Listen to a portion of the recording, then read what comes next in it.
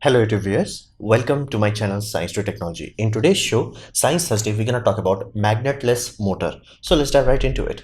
Now first we have to understand, if we are saying magnetless and meaning that as a good thing, then what's the problem? Well, problem is, while magnet motors are definitely more efficient and powerful, what does powerful here mean? Simply means you can make them very small. As in, I've seen some BLDC motors that are this small and 50 horsepower. Let that sink in. This small, 50 horsepower. That means like most average low budget car, they have like a whole engine for 50 horsepower. This puppy is like, yeah, take it and go. So they are very efficient, they're very powerful. Awesome. But high performance magnet, meaning you have to understand it this way. Magnets have a temperature sensitivity to them, so basically they will not work at their peak capacity if you are very close to 80 degrees Celsius, and if you are staying there in let's say 75 degrees Celsius for let's say 2-3 hours a day, there's a very good chance your magnet is gonna be demagnetized because of the heat.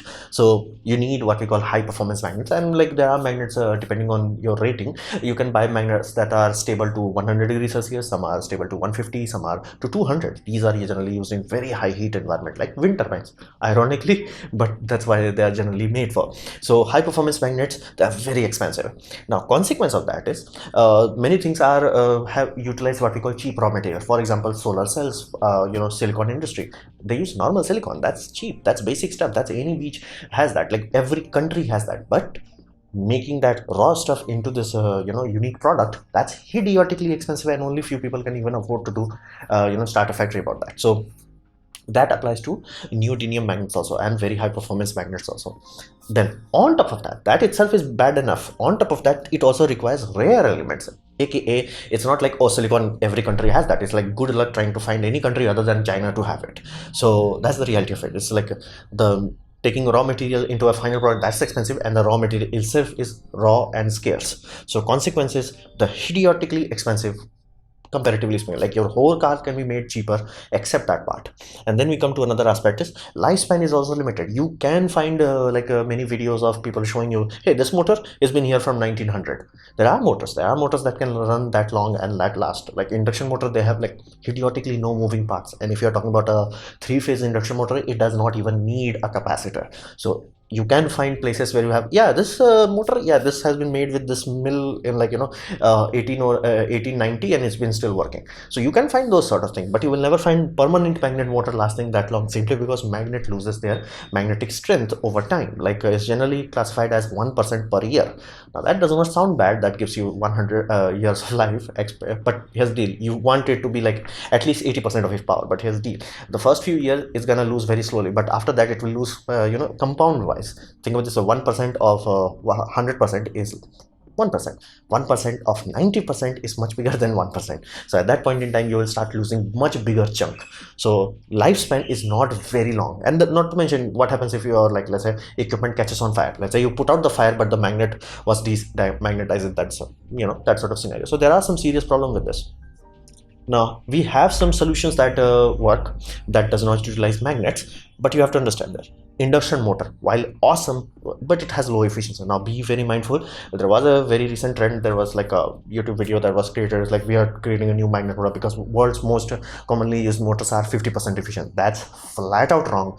Induction motor is the most commonly used motor type, and it can easily, comfortably achieve 80%. If well designed one can easily achieve 85%. So be mindful, 80% is good, 85% really good, but it does come with a consequence of being low density. What does that mean? That simply means you can buy basically motor, universal motor, that is this small. It could consume electrical power of 1 kilowatt.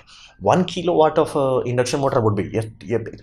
So you can see your hand drill will always use universal motor because of the power density. Induction motor, while amazing, does not have the power density, so they are generally huge. Now that's not an issue when you are building a diesel locomotive, where it's like this huge motors that are like 1000 horsepower. That's awesome, but you cannot put that kind of size into a car chassis. You want car chassis to be as close to the ground, so you want mass to be concentrated in lower area. Don't be yo big, you want to be as small as possible. BLDC can do that. This puppy cannot. Like, you can still make a car, it will still be good, but weight distribution won't be what you want because of the low density aspect. Then we come to brushed motor, like universal motor. They are idiotically powerful, very high torque, very low size, so it's amazing, but does have bad efficiency. This puppy is actually 50% efficient. So that's why you will see like hand drills that are powered by AC means they consume a lot of power, but they do not have enough drilling force. While same amount of electrical energy can be sent into, let's say, a drill press, you'll find that's doing much more amazing work. Why? Not because of like gearing and all that, simply because the motor is far more efficient, so it's actually converting more of it into rotational energy, and then you can apply gearing if you need to. So that's the whole point. So 1 kilowatt goes in, more comes out on the induction motor compared to universal motor. But universal motor does have its uses. However, the brushes are the weak link. So you can find many industrial tools that utilize this system but have replaceable brushes, because they do wear out over time, and it's very bad. Like as in, like from electrical standpoint of view, it's bad, as in it creates a lot of electrical sparks which are bad for many fire hazard reasons, and they also create what we call electromagnetic interference. That's also bad for wireless communication, which we rely on. So you can understand this is not something that you want.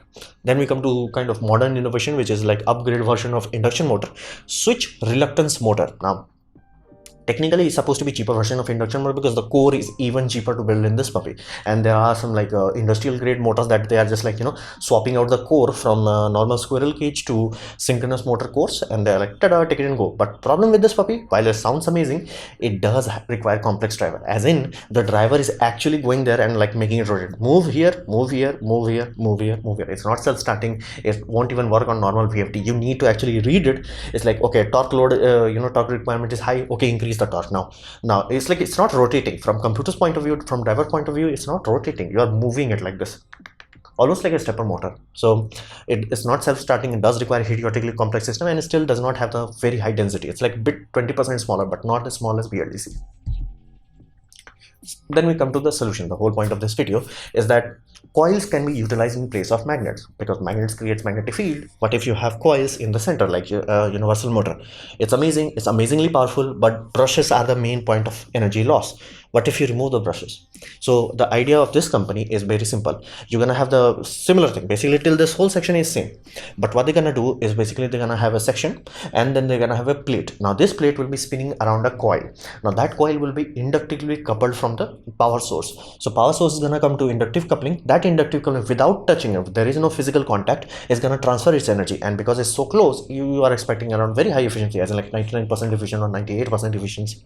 And that energy, which is AC, it has to be AC, otherwise it will not transfer. And even if you convert like AC into DC, like how their diagram shows, it's still DC that has fluctuation, like frequency, tuk, tuk, tuk, tuk, tuk, tuk. So it still can transfer utilizing a magnetic system.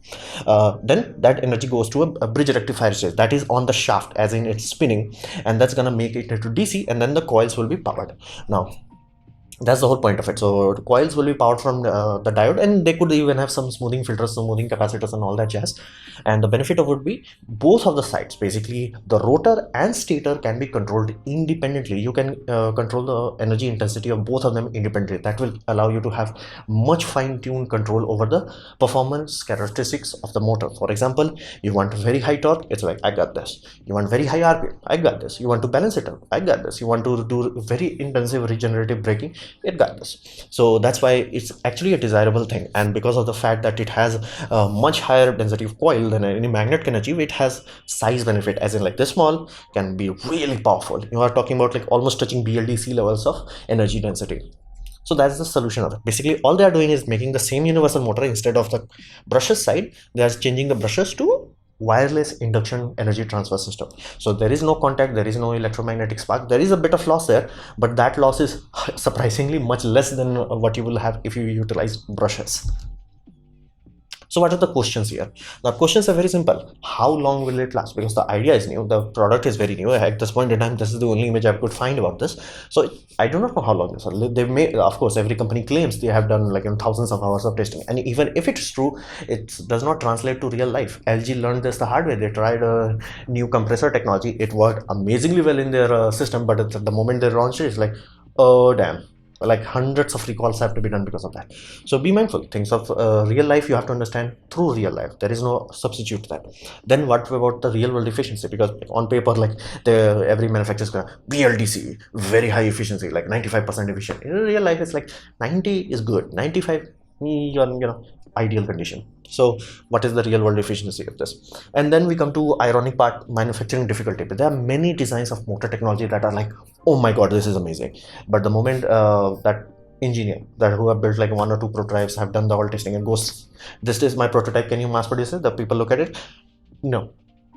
That's the whole point. Just no. So you have to understand manufacturing difficulty is also a critical aspect of it. There are many motor designs that have been cancelled because of that. It's like, hey dude, we cannot manufacture this.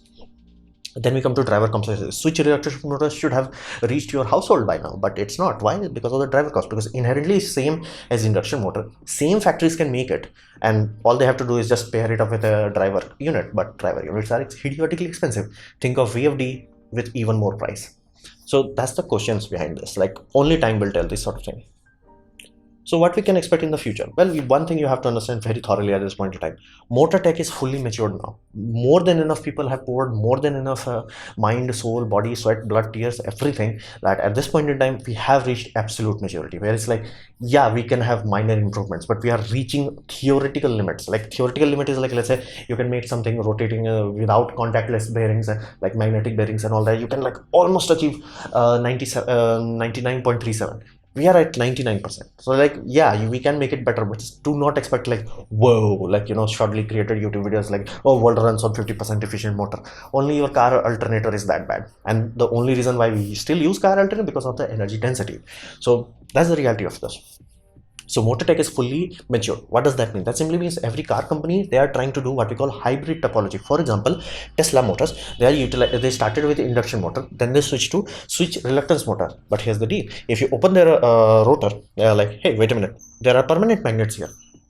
Isn't a reluctant motor should not need permanent magnet? That's the whole point. But you can add permanent magnet. The motor is not going to reject it. You can add it and improve your low RPM torque response. So Tesla did that. So every car company, be it Chevrolet, be it Volkswagen, or whatever company they are developing, they are not just taking motor done. They are taking the motor and they're like, how can we improve this? How we can patent it? How, like, doing some topology. Basically, we are at the stage of metallurgy where alloys war. So we are creating better and better alloys, and our end game is basically making it cheap, reliable, and powerful. Now we have reached a point where we have cheap, reliable, and powerful in induction motor, but the powerful, the moment you compare it to other topologies, like, yeah, powerful department is not that true. It becomes huge the moment you want to have high horsepower. So we have cheap and reliable. Okay, BLDC, reliable and powerful, does not have cheap part. But if this technology, as in like a contactless brush energy transfer, induction brush transfer technology works properly, we can have cheap, because it's fancy universal motor, which is very cheap. Many of you would have universal motor in your house, in, let's say, vacuum cleaner, mixie, grinders, things of that nature. And reliable, again, there is nothing to wear down, so it should be very reliable. Powerful, idiotically so. So it is almost achievable. Now at this point in time, what does this mean? This tool that has been created, inductive brushes are just one extra tool. As in, like, some engineer in the future could look into this, like, okay, we have 15-16 option. Like, for example, Tesla engineers looked into the rotor system and they're like, this is amazing, it does work, but what if we add magnets to it to get that extra oomph? So that's what we can expect in the future. So we are very close to achieving cheap, reliable, and powerful. Let's see where we go. So this was my presentation on magnetless motor. Hopefully you have liked it, learned from it. In that case, please click the like button, share it amongst your friends. That will help me a lot. If you didn't like it, didn't enjoy it, I urge you to press dislike. Press it twice to show me extra disappointment. Please leave a comment, because I do try to reply to all of them. Subscribe, press the bell icon if you're free, and as always, thanks for watching.